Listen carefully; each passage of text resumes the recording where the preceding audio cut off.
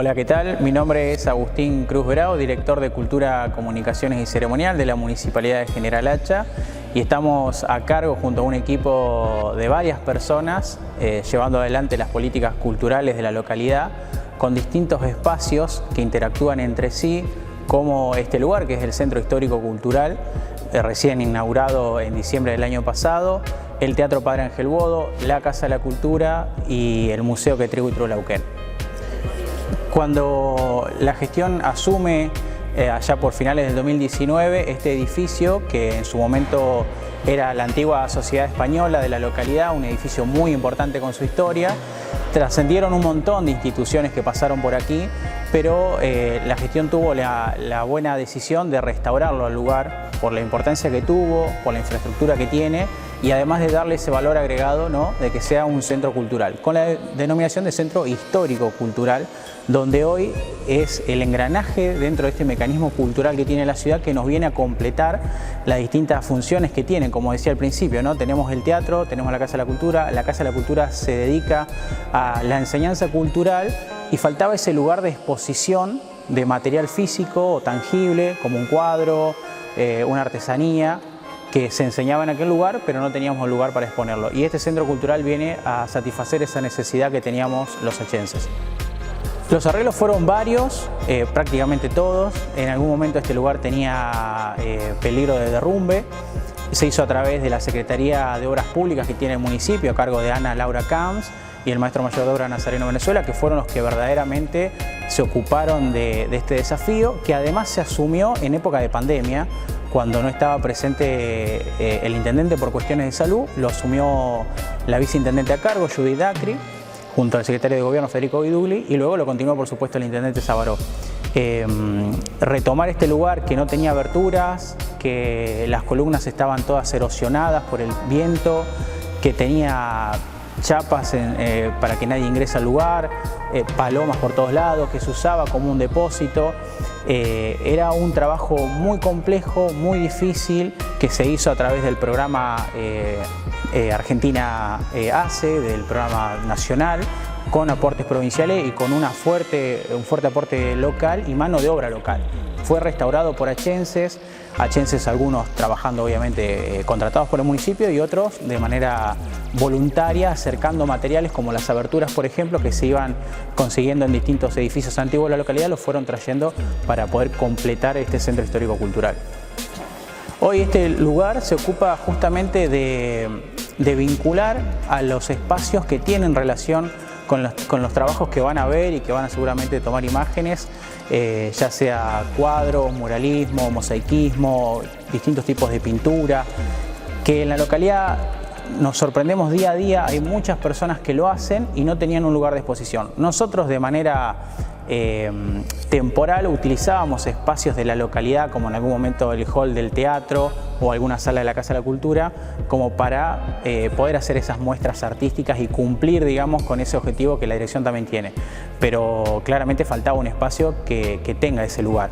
Hoy la gente puede acercarse, puede firmar o puede pedir, por ejemplo, un registro en el que puede solicitar el espacio, se analiza con un grupo de personas que trabajan en la localidad, se brinda el espacio y se hacen diferentes tipos de muestras, que además es interesante, que son rotativas, que no son fijas. Entonces, en un momento te podés encontrar un artista y 2 semanas después te podés encontrar otro artista, y eso hace que el lugar sea muy interesante.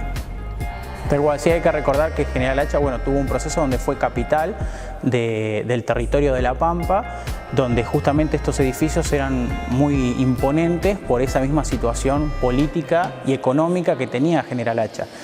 En ese caso, por ejemplo, y a la pregunta, es que la Casa de la Cultura funciona donde está la estación del ferrocarril, donde era la estación del ferrocarril, que es la única estación de 2 pisos que tiene la provincia, que tiene y presenta dificultades en su estructura por los años que tiene y por la falta de mantenimiento. Nosotros, de alguna manera, con un presupuesto más reducido, hemos ido tratando de mantenerlo. Se han ido acomodando el piso, la planta alta, digamos, donde son las aulas para los estudiantes de la cultura, de los talleres culturales, algunas oficinas, el museo que también está dentro de ese lugar, el Museo Quetrigo y Trulauquén, de Ciencias Naturales y de Historia, pero claramente es el lugar que falta y que seguramente vendrá para después, y que yo creo que es tan importante o quizás más importante que este, porque justamente tiene dos roles parecidos pero diferentes y que se articulan y trabajan en conjunto. Sí, creo que lo que tenemos que tratar de conseguir es justamente que tenemos un diálogo muy fluido con el Consejo Deliberante, es de buscar los mecanismos de protección a través del Consejo, que seguramente van a ser a través de ordenanzas, no solamente de la protección de estos edificios que ya están declarados como bienes patrimoniales locales, también hay algunos provinciales. De hecho la estación del ferrocarril estamos tramitando con la Secretaría de Cultura de Provincia para que sea declarado patrimonio provincial. Pero además de eso también poder vincular una agenda, un calendario de actividades culturales que también estén protegidas por el Consejo Deliberante.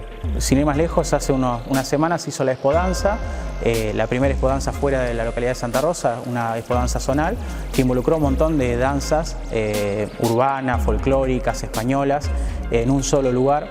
Y sin ir más lejos hicimos la noche de los museos, la noche de las bibliotecas, algo quizás más festivalero, los carnavales propios que se habían perdido y que se recuperaron. Y es una agenda cultural que a veces va más allá y trasciende mucho más allá que los edificios.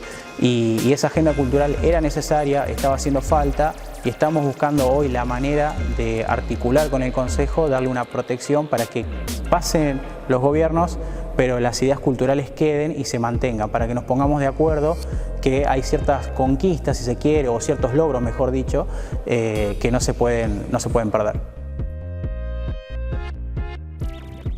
A nosotros nos sucede que cada vez que llevamos algo adelante, sin ir más lejos, y pongo otro ejemplo que me parece re importante, en el museo donde estaba la sala de danzas, mejor dicho, en la Casa de la Cultura donde estaba la sala de danzas, quedó afortunadamente chica, una sala grande igual, porque los talleres culturales de danza no estaban alcanzando.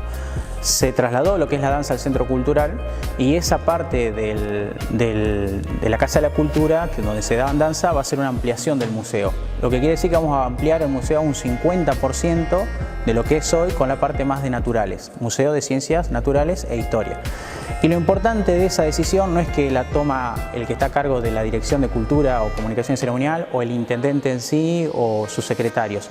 Es una decisión que se toma con el equipo de trabajo, y eso es lo más importante, porque si uno toma una decisión y el equipo no acompaña, cuando uno no esté porque es pasajero, después esa política pública se cae. Y es importante eso, que las decisiones las tomemos en conjunto para que esté quien esté en el cargo pueda acompañarlo. Y nos pasa eso con la población. Al tener estos lugares abiertos, la gente se acerca y empieza a socializar con los lugares, y tienen ganas de entrar y recorrer, quieren abrir una puerta y saber qué hay detrás, quieren subir una escalera y saber qué hay del otro lado, porque estos edificios han estado durante toda la vida, probablemente muchos hayan nacido y el edificio ya estaba, pero nunca lo recorrieron ni nunca lo conocieron. Y el tener estos edificios abiertos, socializarlos, implica que la gente sepa cómo están y implica que los cuiden. Mi deseo es ese, que la gente, pasen los años, esté quien esté, sepa que esos edificios los tienen que cuidar.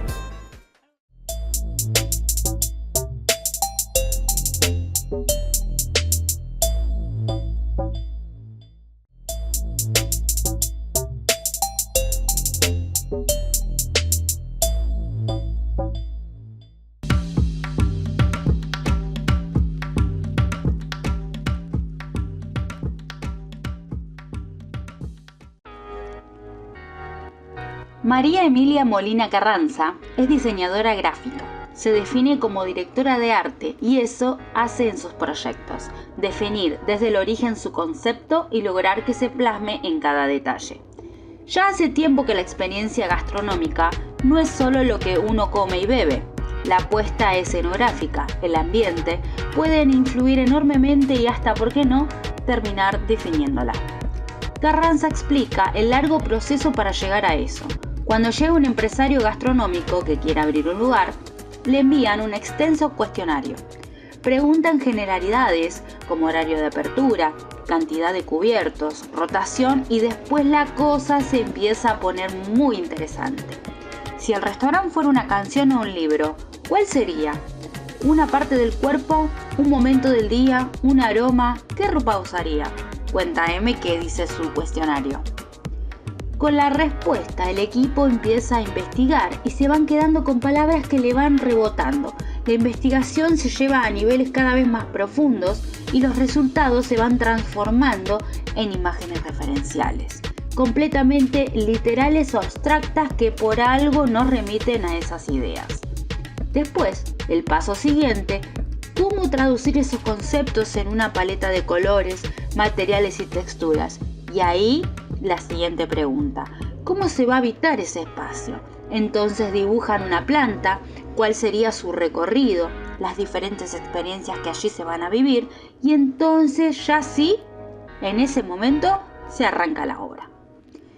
Y así, entre su larga lista de éxitos, figuran trabajos impactantes como las ambientaciones de la Casa de Quilmes, el nuevo bar museo que la reconocida marca de cerveza abrió a fines de año pasado en la primera e histórica sala de conocimiento de la empresa.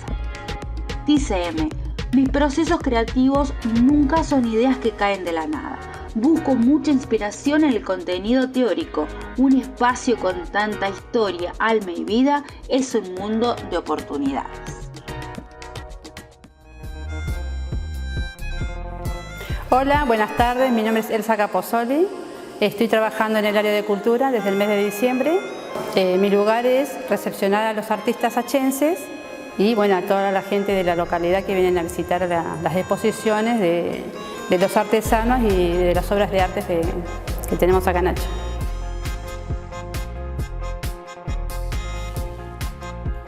En el mes de diciembre hubo varias muestras, más o menos 15 de distintas artistas, digamos. Siempre son locales las artistas y por ahí cada una trae 5 o 6 obras para que todas también tengan espacio y puedan exponerla, digamos, en este lugar, ¿no es cierto? Se les da lugar por un mes y después, durante el próximo mes se le da lugar a otros artesanos y a otros artistas.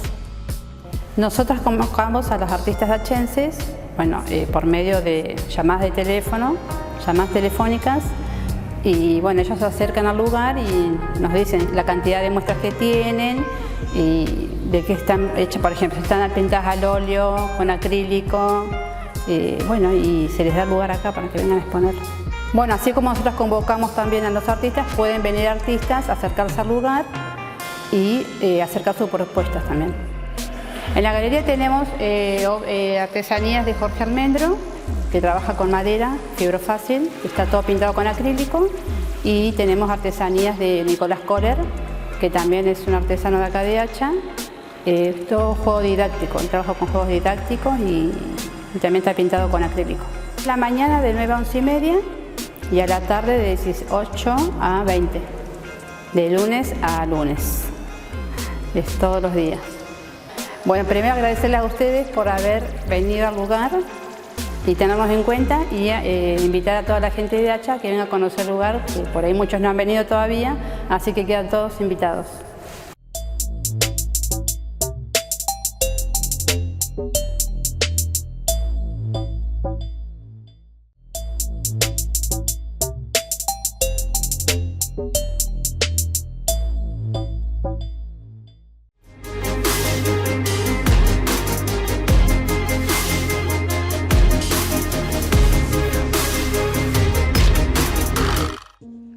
El mundo según Banksy. Banksy es un artista callejero que se cree que nació en los 70 en Bristol, Inglaterra. Poco se sabe de su biografía, ya que oculta su identidad real. Su obra es antisistema y es una crítica a la sociedad. Cargadas de sarcasmos, sus piezas retratan la política, la moral y el consumo. Utiliza la escritura y el stencil como técnica en lugares públicos. ¿Sabías que además fue creador de una introducción de un capítulo de Los Simpson? El grafitero tuvo la oportunidad de dejar su impronta en el preámbulo de la conocida serie de dibujos animados americana.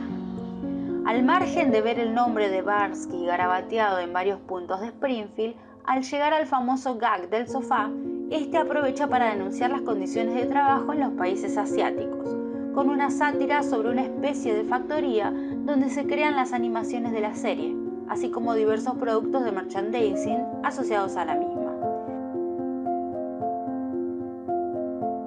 Teniendo en cuenta que en realidad gran parte de los dibujos y productos que se venden en relación a la familia tienen su origen en diversas fábricas en Corea del Sur y China, esto se consideró una gran burla a la cadena Fox, el canal donde se emite la serie.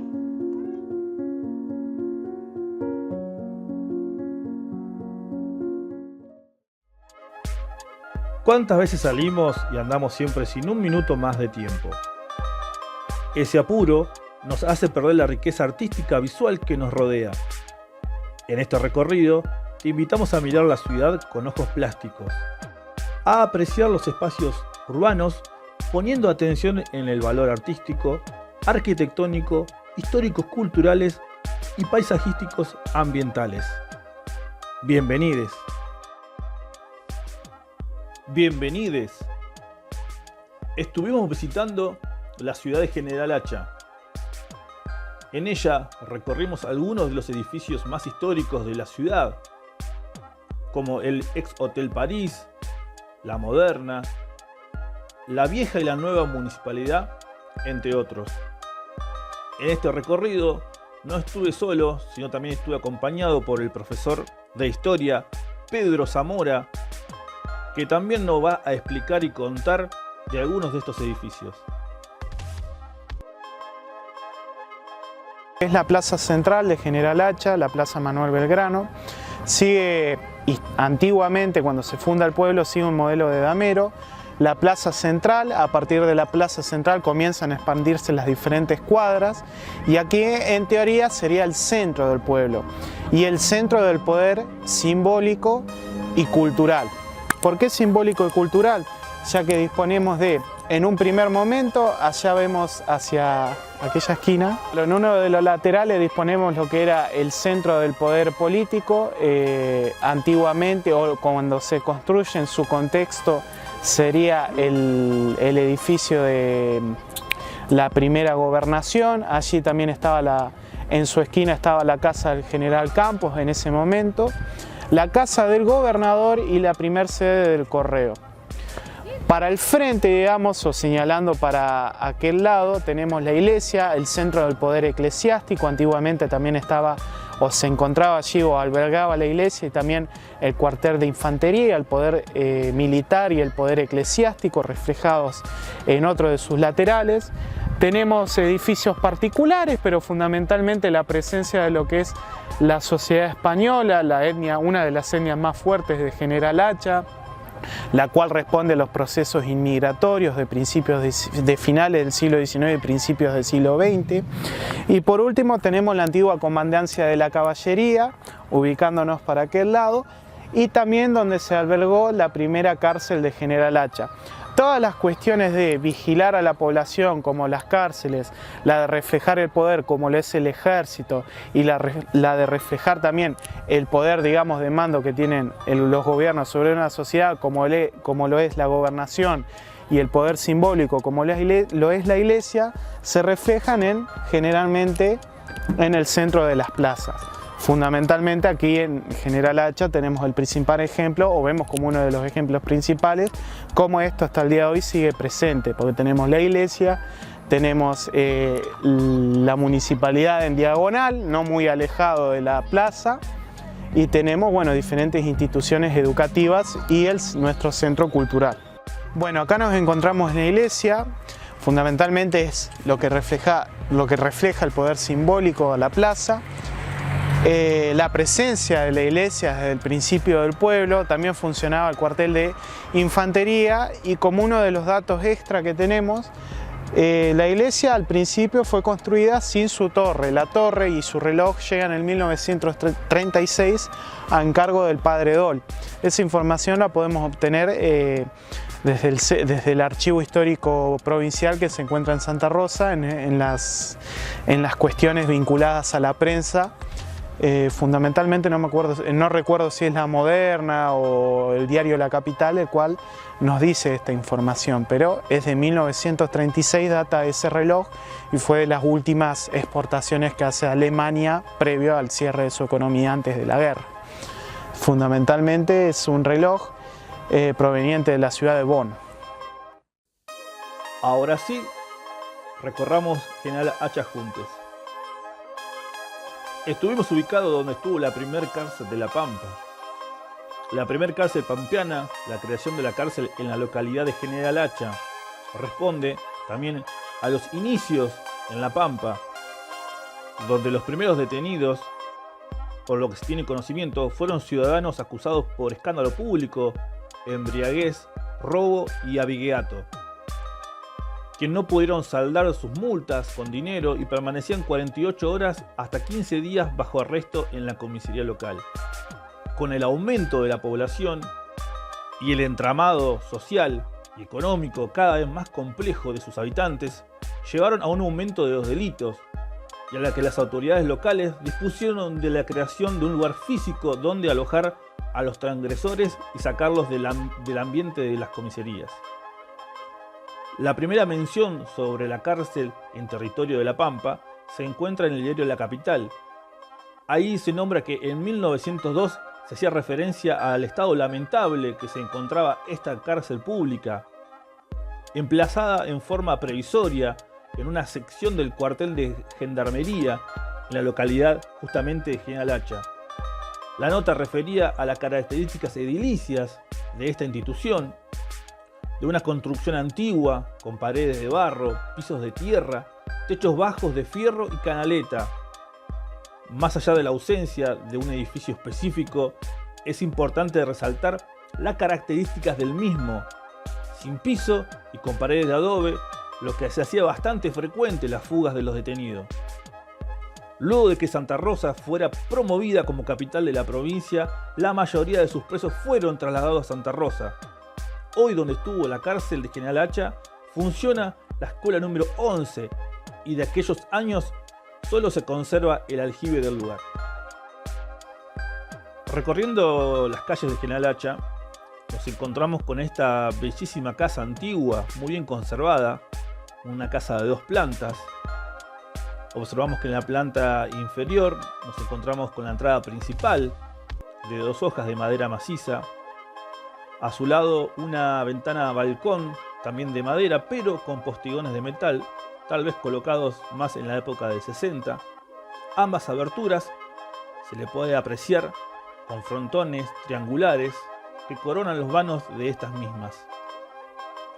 En tanto, en la parte superior, son balcones de arco de medio punto. Se detalla la herrería forjada, muy típica del 1900. Las paredes de este edificio son estilo tablereadas y en la parte final superior una terminación con triclifos. Sobre esta misma vereda nos encontramos con el ex Hotel París, declarado Patrimonio Cultural, enclavado en una de las esquinas del histórico centro comercial de la ciudad.